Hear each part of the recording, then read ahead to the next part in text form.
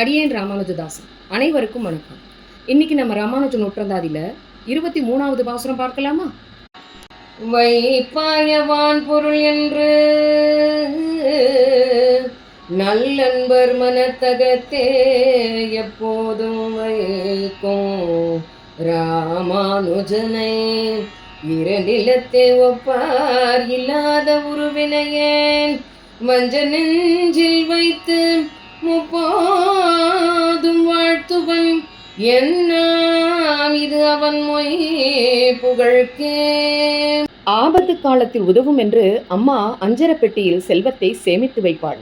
அதுபோல் நல்ல நெஞ்சம் கொண்ட அன்பர்கள் தங்கள் நல் இதயத்தில் ராமானுஜரை போற்றி வைப்பர். ஆனால் உலகத்தில் ஒப்பில்லாத பாவங்களை செய்தவனான அடியேன் வஞ்சகமான என் நெஞ்சத்தில் வைத்து போற்றுகின்றேன். இதனால் என் ராமானுஜருக்கு என்ன தீங்கு நேருமோ? இனி ஆளவந்தாரின் இறுதி யாத்திரைக்கு பிறகு திருவரங்கத்தில் என்ன நடந்தது என்பதை பார்ப்போமா? வாருங்கள். ஆளவந்தாரை இதுவரை நேரில் சேவித்த பாக்கியம் கிடைக்கவில்லை. இதோ இன்னும் சில மணி நேரத்தில் அந்த ஆச்சாரியனை சேவிக்கப் போகிறோம் என்ற சந்தோஷத்துடன் வந்த நம் ராமானுஜர் வட காவேரியின் கரையிலேயே ஊரின் எல்லையிலேயே தனக்கு கிடைத்த ஆச்சாரிய தரிசனம் அவரை சோகத்தில் ஆழ்த்தியது.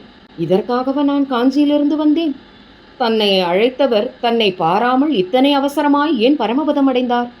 இப்படிப்பட்ட தரிசனம் பெறவா எனக்கு எம்பெருமான் கண்களை தந்தான்? இப்படியெல்லாம் தன்னை நொந்து தன்னை மிகவும் தாழ்த்தி புலம்பவும், பெரிய நம்பிகள் ராமானுஜா, உனது ஆதங்கம் எனக்கு புரிகிறது. ஆனால் எந்த ஜீவன் இந்த உடலை விடுகிறதோ அந்த ஜீவன் தன் இயற்கையான நிலையை அடைகிறது.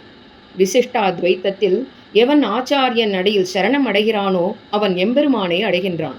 நம் ஆச்சாரியனும் அவரது ஆச்சாரியனான மணக்கால் நம்பியை சரணடைந்தவரே. அதனால் அவரும் எம்பெருமானை அடைந்தவரே. எம்பெருமானோ எங்கும் எதிலும் வியாபித்திருப்பவன், அனைத்து ஜீவனுக்குள்ளும் இருக்கின்றான். அப்படி இருக்க எதிலும் நிறைந்திருப்பவனை தரிசிக்கும் போதே நம் ஆச்சாரியனையும் நாம் தரிசனம் செய்ததாகுமே. எங்கும் எதிலும் வியாபித்திருக்கும் எம்பெருமானை நமக்கு காட்டுவிப்பவரும் ஆச்சாரியனே. ஆளவந்தாரும் அவ்வழியே. ஆனால் அவர் எங்களுக்கு எம்பெருமானை மட்டும் அல்ல, அடுத்து வைணவத்தை காக்க எம்பெருமானாராக வரப்போகும் உன்னையும் எங்களுக்கு காட்டிச் சென்றுள்ளார் என்று பெரிய நம்பிகள் சொல்ல, உடனே ராமானுஜர் தாங்களும் திருக்கோட்டியூர் நம்பியும் திருவரங்க பெருமாள் அரையரும் இன்னும் எத்தனையோ ஆச்சாரிய புருஷர்கள் இங்கே இருக்க அடியேன் மிகச் சிறியவன் என்றார். ராமானுஜா, ஆச்சாரிய ஸ்தானம் என்பது எத்தனை பெருமையான விஷயம்! இதை நான் உனக்கு சொல்லி தெரிய வேண்டியதில்லை.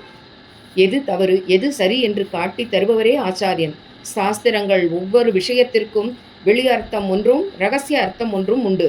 ஆளவந்தார் உன்னை எங்களுக்கு காட்டினார் என்றால் அதன் இரகசிய அர்த்தம் அவரே அறிவார் என்று பெரிய நம்பிகள் சொல்ல, ராமானுஜர், பெரிய நம்பியே, நீங்கள் எவ்வளவு சொன்னாலும் என்னால் முடிசூட்டும் வைபவம் ஏற்க முடியாத ஒன்றே. ராமானுஜா, இன்னொரு விஷயமும் உனக்கு சொல்கிறேன். திருமலை நம்பி, திருக்கோட்டியூர் நம்பி, அடியேன், திருவரங்கர் தரையர், திருமாலை ஆண்டான், எங்கள் ஐவருக்கும் ஒவ்வொரு சிறப்பினை தந்த நம் ஆச்சாரியன் எங்கள் ஐவரையும் அவற்றை உனக்கு நாங்கள் குருவாக இருந்து கற்பிக்க வேண்டும் என்று சொல்லியுள்ளார். நமது சம்பிரதாயத்தில் நம்மாழ்வார் மட்டுமே ஆச்சாரியன் கோஷ்டி மற்றும் ஆழ்வார் கோஷ்டி இரண்டிலும் இருப்பார். அதுபோல நாளை நீ எங்களுக்கு அந்த நம்மாழ்வார் காட்டிய ஆச்சாரியனாகவும் இருப்பாய், எங்களுக்கு மாணவனாகவும் இருப்பாய். நாதமுனி உய்யக்கொண்டார் மணக்கால் நம்பி ஆளவந்தார் வரிசையில் நீயே ஆச்சாரியன் ஆவாய். இது எங்கள் ஆசையல்ல. இது என்றோ நம்மாழ்வார் காலத்திலேயே மதுரகவி ஆழ்வாரிடம் காட்டி பின்பு நாதமுனிகளிடம் உன்னை காட்டி கொடுத்துள்ளார் என்று பெரிய நம்பிகள் சொல்லிக் கொண்டிருக்கும் போதே திருவரங்க பெருமாள் அரையர் தனது குரலை உயர்த்தி, ராமானுஜனே, நீரே எமது அடுத்த ஆச்சாரியன் என்றார். ராமானுஜர் ஆச்சாரிய பதவியை ஏற்றாரா இல்லையா என்பதை அடுத்த பகுதியில் பார்ப்போம்.